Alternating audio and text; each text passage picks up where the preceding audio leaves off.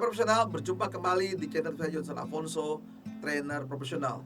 Dalam serial video training kecerdasan emosi di tempat kerja, saat ini saya akan sharing bagaimana IQ di tempat kerja. Saksikan video ini sampai selesai.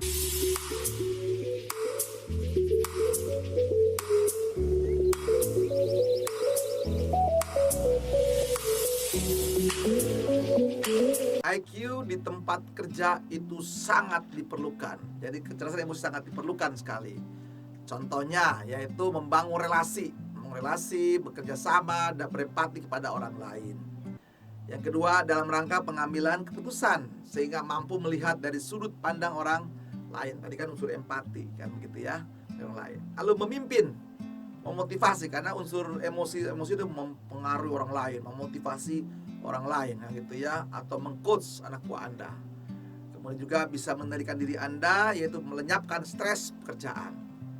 Dan terakhir, mendorong Anda supaya produktif dan lingkungan Anda menjadi lebih kondusif sekalian. Nah, itu tugas-tugas kenapa diperlukan IQ di tempat kerja bagi setiap profesional. Jika Anda sudah mengetahui manfaat dari IQ di tempat kerja, nah sekarang permasalahan apa di tempat kerja yang sering terjadi, yang bisa Anda lihat?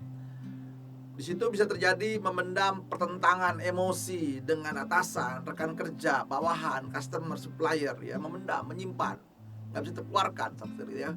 Lalu tidak mampu menyalurkan perasaan tidak senang secara positif. Jadi dia tidak pede menyampaikan, dia tidak setuju, tidak bisa gitu ya, karena tidak percaya diri, tidak jelas konsep dirinya. Nah, ini penting banget secara emosi di sini ya. Sulit mengungkapkan perasaan secara jujur. Jadi sulit sekali secara jujur, dia akhirnya manipulatif kan gitu ya, manipulasi emosinya. Jadi bisa keluar bentuk lain-lain.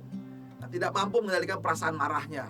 Ya, memang marah itu kan emosi kita ya, tapi tidak bisa dikendalikan, akibatnya banyak orang terluka gara-gara Anda kan gitu ya. Tidak mampu membina hubungan sosial ya, emosi ya, kepada orang lain secara sehat berjangka panjang. Ya, hubungan emosinya yang baik. Nah, kemudian sulit juga memisahkan persoalan pribadi dengan masalah pekerjaan kantor. Lalu tidak mampu menghadapi orang yang bermasalah dengan sabar atau dengan dewasa. Nah, itu permasalahan-permasalahan yang terjadi akibat dari tidak bisa ya permasalahan di tempat kerja kita. Saksikan video ini sampai selesai dan selalu ingat untuk subscribe, klik loncengnya, beri tanda like, kasih komen positif, dan share video ini kepada sahabat-sahabat Anda lainnya. Akibat emosi yang muncul yang tidak tersalurkan dengan baik, maka bisa kita lihat dampak-dampak emosi yang tidak cerdas ya sahabat kalian ya. Tingginya turnover karyawan, dia merasa tidak puas, tidak bahagia karena tidak terselesaikan dengan baik emosi di situ.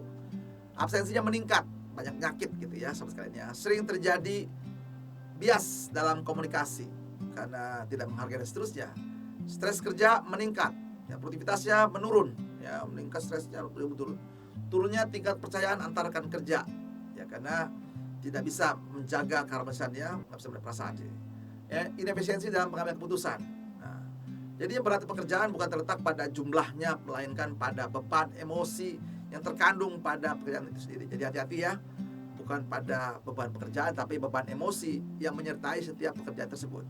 Makanya Anda kalau Anda leader, ya Anda bisa mengelola emosi anak buah dengan baik. Karena ya jelas bahwa kecerdasan emosi adalah kemampuan Anda mengelola pikiran, perasaan dan tindakan untuk mengelola diri sendiri dan orang lain. Biar semuanya apa? Sebab kita pinginnya emosinya bahagia semuanya, senang, bahagia, punya cinta. Nah, itu kita bangun. Tapi kalau tidak bisa, maka ada emosi negatif muncul, rasa sedih, marah dan takut sahabat sekalian.